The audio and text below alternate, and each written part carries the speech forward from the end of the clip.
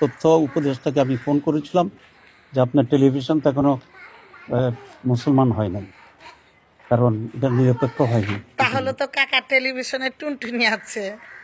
হ্যাঁ, আমরা দেখতে চাই জামাত ইসলাম টেলিভিশনের কিভাবে টুনটুনি কাটে।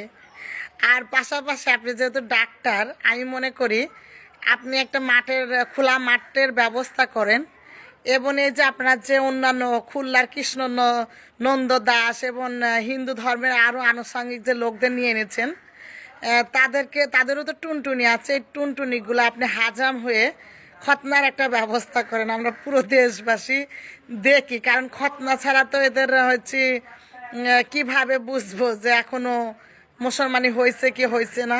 তা আমরা পুরো দেশবাসী দেখতে চাই, কারণ শুধু টেলিভিশনে খতনা করলেই তো হবে না, হিন্দুদেরও খতনা করতে হবে। কারণ তারা এখন কোথায় যাবে, কোন দলে যাবে?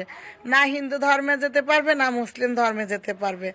এখন তারাও তো বিপদে পড়ছে, আপনারাও বিপদে পড়ছেন। দেখেন, আপনারা জনসাধারণ সকলের সামনে আপনাদের একটা খতনার আয়োজন করেন, পুরো দেশবাসী আমরা দেখতে থাকি।